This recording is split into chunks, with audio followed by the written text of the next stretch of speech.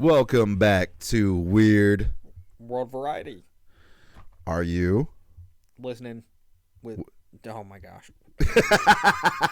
Are you listening? Yes, are you listening? Are you listening? You better be listening. Are you watching with your ears? Welcome back, everybody. And if you tuned with us and you've stayed with us this far, I don't know why you're here, but it's amazing to have you. I don't know why you're here. They're here. If they're here, it's because they like hearing us. I hope so. All right. So, Jess. So you said a long time ago, back when we talked about traveling, you said you haven't been out of the country, right?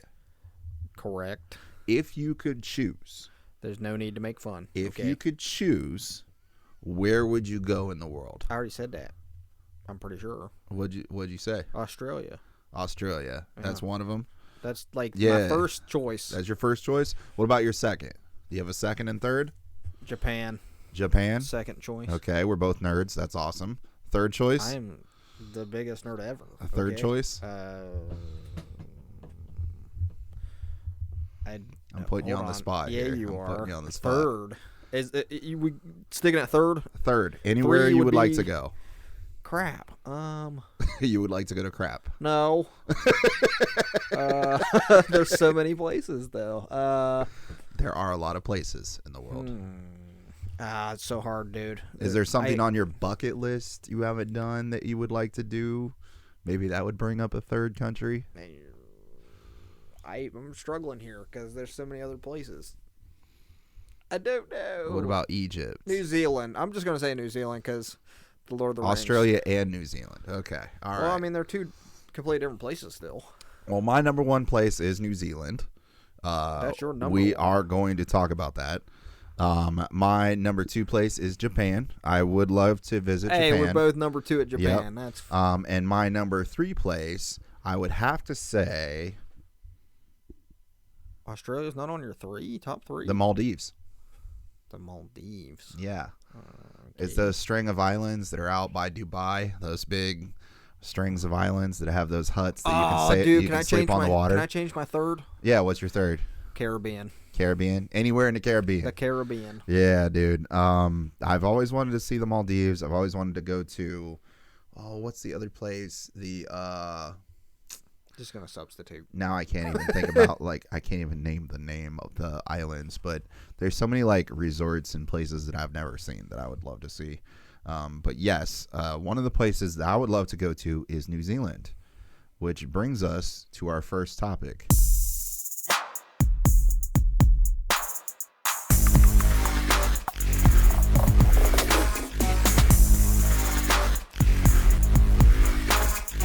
Today, we are hypothetically... That would be my fourth then. Hypothetically, and using our imaginations, we are going to travel to New Zealand today. Okay? Are you with me? I'm trying to be. Are you with me? All right. We're going to travel to New Zealand, and we're going to tell everybody in the audience some of the best things to do in New Zealand and why. And number one is one that we've already talked about. It is the Hobbiton movie set tours. If you wanted to see where they filmed the Hobbits in Lord of the Rings, this is the tour to go on. Dude, I want to go see Bilbo's house. Yeah. 100%. It looks awesome. I would definitely... I might just squat there. Now, it can get pretty expensive. It's anywhere from $50 to $100, I think. I bet it's owned already, though. Yeah, might be. Viator.com, TripAdvisor company again. This is another list of things. This is things to do in New Zealand. The first one is Milford Sound Scenic Fly Cruise Fly, departing Queenstown. So if you can afford a flight, it's pretty expensive. But if you can afford a flight, it is at Queenstown. It flies you over the Southern Alps with breathtaking and spectacular and endless panoramic views of lakes, forested river valleys, waterfalls, and snow-covered peaks. I don't know. What do you think? Would you try that? Sure. The If Remote money valleys and waterfalls, I would totally love to see. if money was no option, would you take one of these like Well, yeah, of course. island hopper flights? There you go. There's a boutique cruise experience in New Zealand. It's rated 5 stars. Top 10 experience for 2019 and 2020. Uncrowded boutique small boat cruise on Milford Sound. And then, of course, the one that we talked about, the Hobbiton movie set and Waitomo glowworm caves guided day tour. So you get to see the glowworm caves and the Hobbiton movie set, which I would totally do. That sounds like a lot of fun. Hobbiton movie set would be my first stop, 100%. Would you do a hiking tour? Have you ever done a hiking tour? No. I would probably try Heli this. hiking? Is that talking about like a helicopter? Yeah, I would Right, try. and then- I'd probably try this once. Combine a scenic helicopter flight over Franz Josef Glacier with a 2-hour guided walk on glacial terrain. So it's kind of like your winter Ooh, tour. that sounds slightly dangerous. It'd be kind of fun. I think I would try it once, and then I think that would be enough for me. I don't know if I could. One and definitely- done, like Vanilla Ice, right? Yeah, pretty much. There's a Mitai. Well, it says provided boots, jacket, ice axe. So I guess There you go. that's You get some something. gear. You get some gear with it. Free gear, provided gear. Why not? There's a Mitai Maori village cultural experience. That's interesting. Offers you an authentic cultural evening incorporating a traditional earth-cooked hangi. Is it hangi? Witness warriors in traditional dress paddle in with an ancient canoe. Be captivated by displays of weaponry. You get a meal. Looks like some tour or something. It's Hanji like Zoe. Okay. Might be okay. Scrolling down, some more things to do in New Zealand. There's a bunch of cultural stuff. There's a lot of flights and cruises. Ooh, underwater observatory. Did you see that? No, what is that? Milford Sound cruise, Ooh. including underwater observatory. That would be fun.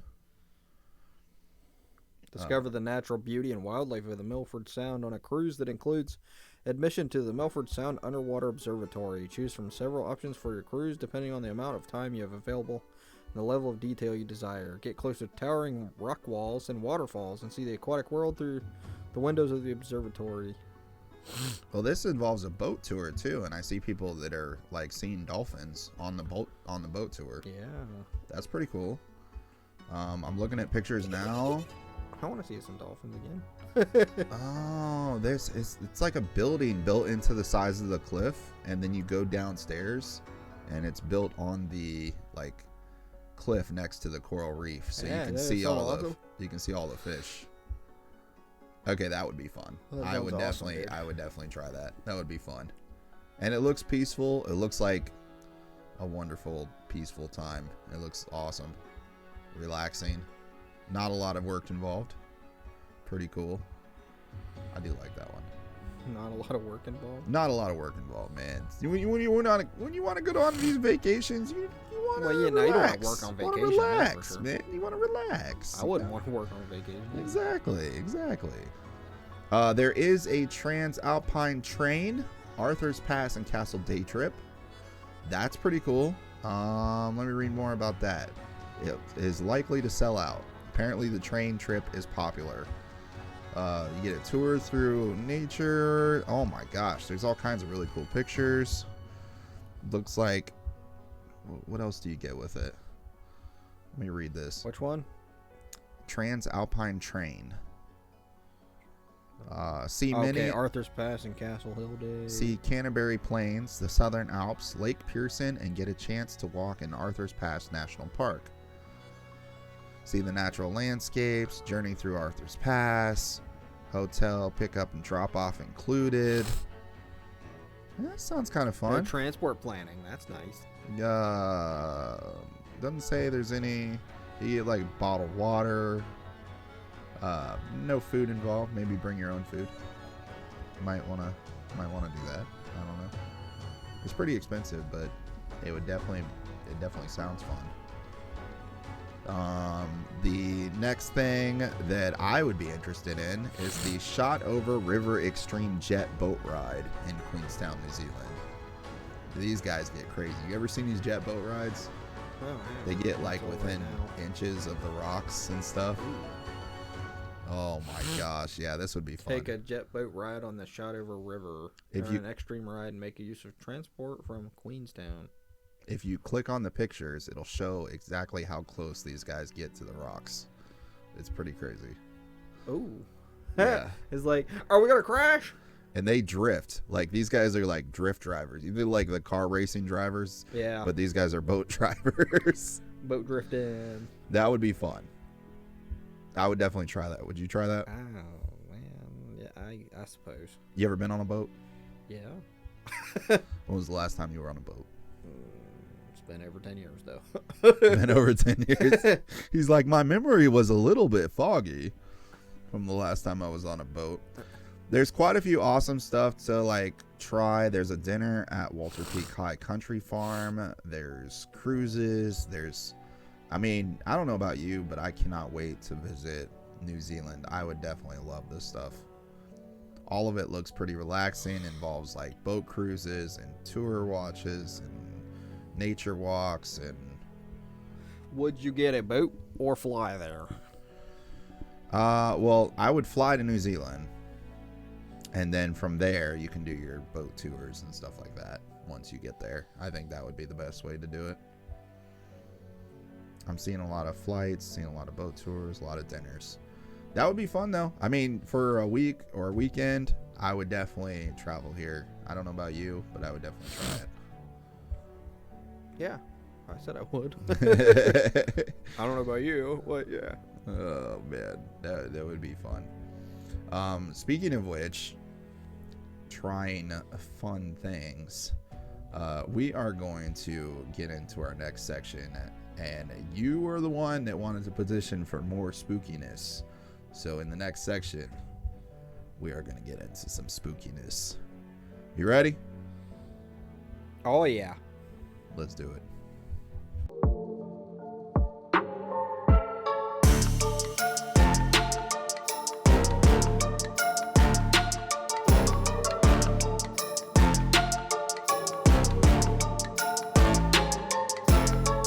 Speaking of spooky season, and I know we already had spooky season, but because of Jesse's petition, we are going to continue spookiness with another article I found interesting. It's only the day after Halloween. Not by the time they hear this. Okay, a week after Halloween. Yeah, 2 weeks. 2 weeks. By this time this comes out, it'll probably be mid-November. Here's our first look at the 10 most famous ghosts of all time. You ready? I mean, if we find something about a turkey ghost, I'm happy to talk about it. Okay? Because I did. Thanksgiving ain't as exciting. If there's a turkey ghost, we are definitely reading about it. Let's find one. The first most famous ghost, I'll read one, and Jesse, you read the next, and we'll go on, and we'll alternate as we go. First one is King Hamlet. I didn't know Hamlet was a ghost. Though ghosts appear in several Shakespeare plays, such as Macbeth and Julius Caesar, King Hamlet is often referred to simply as Ghost. He is among the better known of the bard's ghosts and plays an integral part of Hamlet. His son, Prince Hamlet, may be the central character in the play named after him, but without his father's ghost, there would be no story. King Hamlet appears 3 times in the play, each time during the night. The ghost tells Hamlet that he was murdered by his treacherous brother, Claudius, and asks Hamlet to avenge his death. The ghost himself says he is on a visit from purgatory, returning to the world of the living in order to right a wrong that the Catholic position on ghosts, wrote Zamir. I don't know how to say some of these. Tazachi? Philosopher and literary critic in his book. All right. So yeah, there you go. The first one is King Hamlet. I did not know that was the most, one of the most famous ones. I knew of Shakespeare's plays, but I was slightly familiar with Hamlet before Hamlet. Hamlet. Hamlet. Hammy. Yes. Ham. I'm very familiar with ham. You drive a I hammy? eat ham all the time. So. You drive a hammy? Nope. Sure don't. But no, like I remember hearing Shakespeare plays, but I never really dove into it that much to consider. But apparently, that would be no story without his father's ghost. So there you go. Next one's all you, bro. I'm sure everybody's already heard of this because of Pirates of the Caribbean. The Flying Dutchman. The world's best-known non-human ghost is a 17th century merchant ship said to haunt the high seas. According to sea lore, the ship, which often appears as a hazy image or a strange light, is said to be a portent of bad luck and doom. Ooh. The story has been adopted many times, but one of the more common versions tells of a Dutch captain named Van der Decken. Okay, I didn't know this part.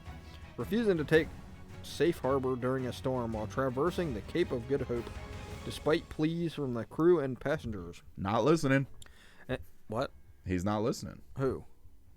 You just read it. Oh. Refusing Instead, the impudent captain challenged God to take them down. The ship was promptly... Well, that's pretty dumb. The ship was promptly cursed, and in its ghost form is damned to never find port again. Oh, my God. You almost challenge God. No, don't challenge God. I'm pretty sure I have before, and it did not turn out well. It doesn't end well. The ghost ship has been reported on the ocean from time to time, including appearing off the coast of South Africa in 1923. Ooh. The Flying Dutchman most recently appeared in movie theaters across the country in the Pirates of the Caribbean films. There you go. Captained by Davy Jones. Davy Jones Locker. The tale of the doomed Dutch ghost ship stems from a British literary tradition, 18th to 19th centuries, wrote Theo Meter in The Flying Dutchman and other folk tales from the Netherlands. That's the guy who wrote the saying or whatever. And is likely tied up in the trading company competition from Dutch and British businesses in that era. Yep. This is by livescience.com if you guys want to follow along. The third one, I'm sure everybody's heard of this, the Bell Witch. The events that allegedly happened at John Bell's Tennessee farm from 1817 to 1821 are said to be one of the classic American ghost tales. Bell shot at a strange animal on his farm, but the creature disappeared before it could be harmed. Several weeks later, the Bell family was tormented by a ghost that made terrifying sounds, shook the house, and physically attacked Bell's daughter, Betsy. The spectral assaults continued for several years, and at one point, Andrew Jackson is said to have dabbled in ghost hunting and did his own investigation. Though some authors recount the Bell Witch tale as a true account, there is little evidence that is anything other than a ghost story. Jackson, for example, never mentioned the Bell Witch case at all. It seems that the future president's role was created from thin air, possibly to lend the appearance of reality to the fictional tale. From the late 1810s until the 1830s, Jackson's every move is fairly well documented in his book, Ghosts and Demons, The Truth of the Bell Witch. This casts further doubt on his involvement. There you go, the Bell Witch, number 3. Number 4, everybody's heard of Bloody Mary. Wait. You skipped. Oh, shoot. Sorry. You skipped, bro. Well, no. Spoiler. It said Bloody Mary. Okay, anyway. Casper. Apparently. While Bloody Mary spends her times in the ghostly realms waiting to be summoned to dark bathrooms so she can scare kids, Casper, who's best known as the friendly ghost, is the white outlined, smiling ghost who tries not to scare people. Casper is created by Seymour Wright and Joe Oriolo in the 1930s. Later gaining fame in the Harvey comic book series. Casper was often joined by friends such as Wendy the Good Little Witch and Hot Stuff the Little Devil. I don't even remember Hot Stuff. Do you? No. The characters were made benign and kid-friendly, with the addition of good, friendly, and little to their names. Even so, the topic of death in a property aimed at children has been questioned. Even when Casper enjoyed a revival with a self-titled 1995 film starring Bill Pullman and Christina Ricci. Critics questioned how appropriate it was to run moments of comedy and slapstick alongside issues of death and the afterlife. Wrote Zachary Graves in Ghosts, the Complete Guide to the Supernatural. And the next one's Bloody Mary. Mary. Go ahead, Matt. Bloody Mary. Bloody Mary. With those words, many school children had their first experience with a ghost. According to the folklore, Bloody Mary is the ghost of a woman who murdered her children long ago. If you want to see her, go into a bathroom, turn the lights off, stand in front of a mirror, repeat her name 3 times. The game, quote-unquote, of summoning Bloody Mary is particularly associated with teenagers. 3 functions of the ritual are identified: to actively challenge and conquer fears, to allow opportunities to increase peer group status, and to develop a mechanism for coping with the supernatural. Rohil Devos and What Happens Next, contemporary urban legends and popular culture. Many either stare at the scared reflection in the dark mirror or lose their nerve after saying the second Bloody Mary and run from the bathroom. Numerous students related their experiences, both positive and negative, with great glee, while others hid their heads in terror at the very thought of calling her. An updated version of the Bloody Mary legend was made into a horror film series called Candyman, recently remade in 2021, who is similarly summoned by repeating his name 3 times. Who wrote these articles, bro? Like putting a bunch of words together. All right, next one. I can't believe they changed Bloody Mary to Candyman. That's a weird. Well, they did. Okay. They didn't have the guts to make a movie about. No, I'm just kidding. There are many theaters in the Covent Gardens district in London's West End. Plays have been produced in that area for over 300 years, and some of the world's greatest actors have appeared there. Yet one theater is better known for its ghost than its productions. There's actually more than one ghost said to haunt Drury Lane's halls and wings, including those of several actors. The most famous, however, is a man in gray, seen as a nobleman carrying a sword. It's not uncommon for a theater to claim a resident ghost treading the boards, and the Drury Lane ghost carries on their part of theater tradition. Everyone in the theater had some kind of experience. They think they saw the man in gray, or they heard a door slam when there was no one in the building. Roger Clark, professional ghost hunter, took those stories more seriously than the ghosts. He did think the building had something going on, although it was difficult to say what, said actor Nigel Planer to journalist Andrew Dixon, writing for The Guardian in 2015. Now, the next one we talked about several times. It's also in the series that you like so much, called Supernatural. The Vanishing Hitchhiker. A classic example of modern folklore, often associated with the United States, but with parallel ties everywhere else in the world. The Vanishing Hitchhiker is often depicted standing by the roadside and disappearing without a trace, not long after being picked up. One classic version points to the hitchhiker being the ghost of a local resident, killed not far from their home, but has likely changed over the decades. It acquired the newer automobile motif by the period of the Great Depression, and thereafter spawned a number of subtypes with greatly varied and oddly interlocking details, some of them which stemmed from earlier folk legends, wrote Jean-Harold Brunvand. The Vanishing Hitchhiker, American Urban Legends and Their Meanings. Sometimes the hitchhiker is imbued with the power of prophecy, or is on an endless quest, not unlike the crew of the Flying Dutchman. Updated and localized treatments of the legend continue to flourish in modern folklore, suggesting that the old ghost tale must have some important appeal to contemporary folk. And we talked about like the vanishing woman, the woman in white, the vanishing hitchhiker. The picture is clearly a woman in white if you look at the picture. So all the same kind of lore. And, Weeping woman. Yep, we've seen many stories like that around the world with that in mind. Here you go. It didn't mention a woman at all. Yeah, some of those. Yeah, they just called it hitchhiker, but it could be male or female, but most of the time it is a woman in white for a lot of the stories. This next one is pretty familiar to most people too, I'm sure. The Ghost of Christmas Past. In Charles Dickens' famous novel, A Christmas Carol, cold-hearted miser Ebenezer Scrooge has a change of heart after being visited by several ghosts representing different eras of his life's Christmases, past, present, and yet to come. Ghosts are often associated with life lessons and morality tales, and these spooks are no exception.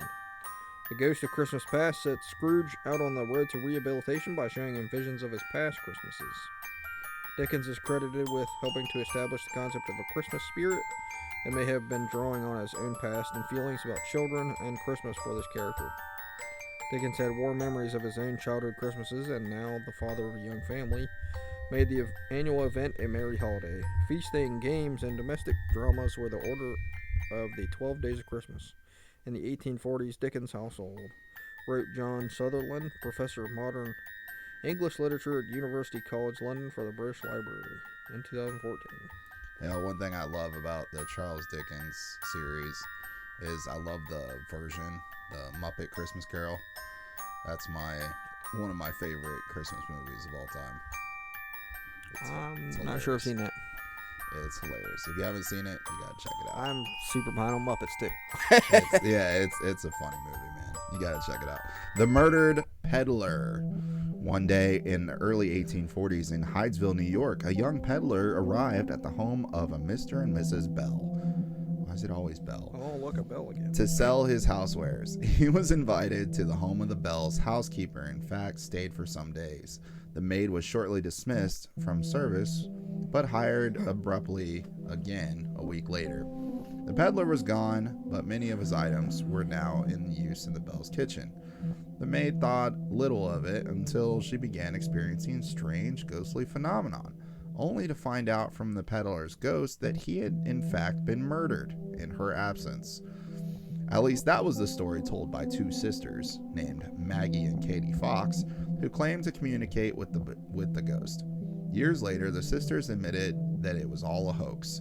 There was no murdered peddler, and the spirit communications had been faked. Still, the sisters had inadvertently founded a religion called spiritualism, which is still practiced today. The murdered peddler is the only fake ghost whose presence started a real religion. When spiritualism began, with its murdered peddler and poltergeists, it had fed on an older fascination with occult powers, but spiritualism has shaped by and in response to the Fox sisters had emerged as something sunnier, more democratic, wrote Barbara Weisberg in the book Talking to the Dead, Kate and Maggie Fox and the Rise of Spiritualism. One gathered a group of friends and hired a large hall to welcome the immortal beings. The benign spirit guides weren't necessarily unknown in other parts of the world. They descended like the uninvited but cheery guests of the 19th century Christian America. And the last one? Slimer. What the heck is Slimer? Slimer has continued to be a major character in the Ghostbusters franchise and recently featured in the Hollywood Museum Ghostbusters exhibit. Slimer is the grotesque green ghost featured in the Ghostbusters films and cartoons. He's characterized by his bright green appearance, obnoxious and slovenly behavior, and his ability to spew slime. A lot of S's, hard to say there. Slimer proved to be so popular with kids that he got a starring role in the spin-off cartoon series The Real Ghostbusters. Ooh, okay. A reformed evil ghost that joined the Ghostbusters team. Slimer's voracious appetite and guttural burps make him among the most memorable cartoon ghosts. Originally referred to as Onion Head in the production of the original movie, Slimer was likened to an actor well known by the film's writers and stars Dan Aykroyd and Harold Ramis. Ivan remarked that the character was sort of like Bluto in Animal House. Like the ghost of John Belushi in a way, Danny, who is obviously a good friend of John's, never argued with that. Even so, we never officially said that, and we never mentioned it in the script. It was just one way to look at the character because Onion Head's grossness is like Bluto's in Animal House, said Joe Medjug, producer of Ghostbusters, and making Ghostbusters. If you would like to learn... Hold on, should I read that part? No, you're good. If you would like to learn about some real ghost ships that have risen from the ocean, you should read about these World War II ships that arose after a volcanic eruption. There you go. So one of the most popular ghosts is actually a slime. There you go. Slimy ghost. Yeah, slimy ghosts. Slimy a bunch of onion slimy ghost. ghosts out there. Those are your top 10 most famous ghosts as of right now. I'm sure there's plenty of other ones we didn't mention. What is your famous ghost and why? Let's hear it in the comment section. All right, let's hit our last subject before we get on out of here, Jess. Let's do it.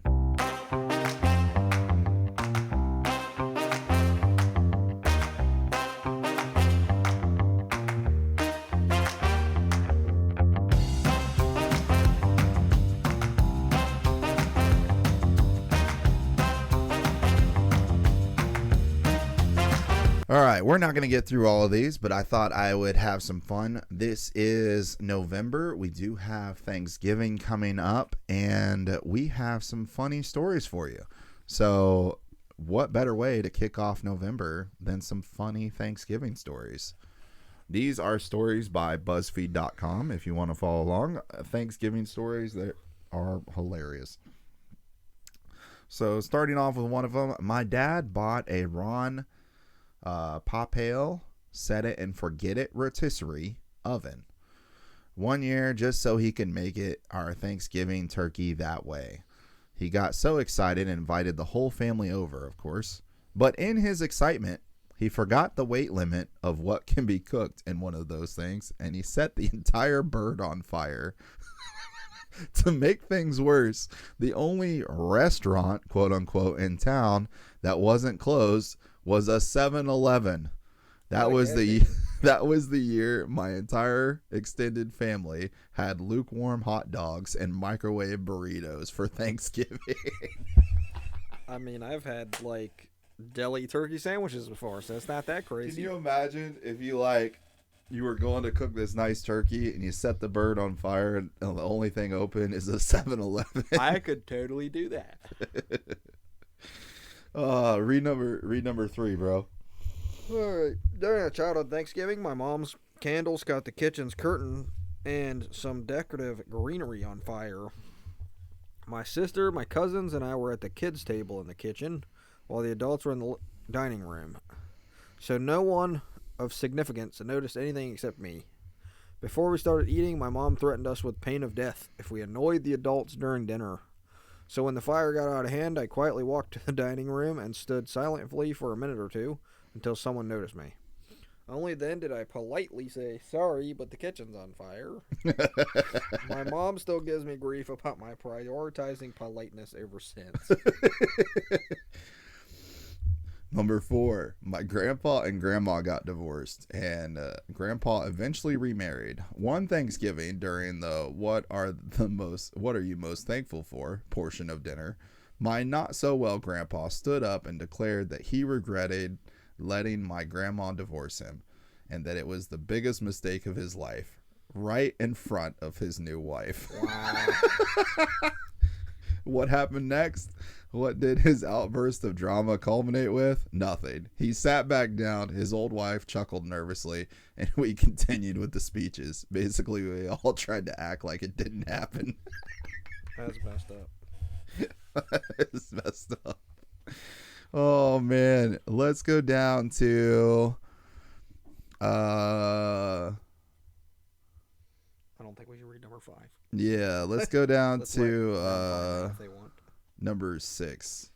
My mom always has a specific menu planned out for the holidays. And every year my grandmother brings a not very good mac and cheese that my mom never asked her to bring.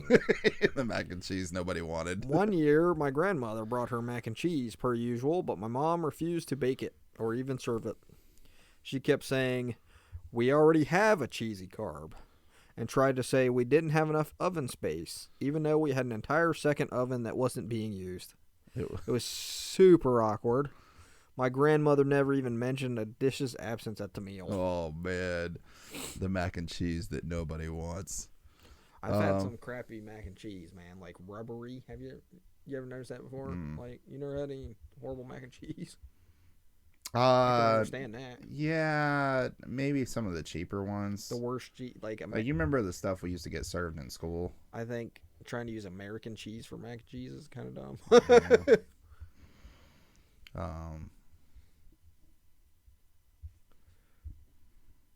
Okay, I'll read the next one.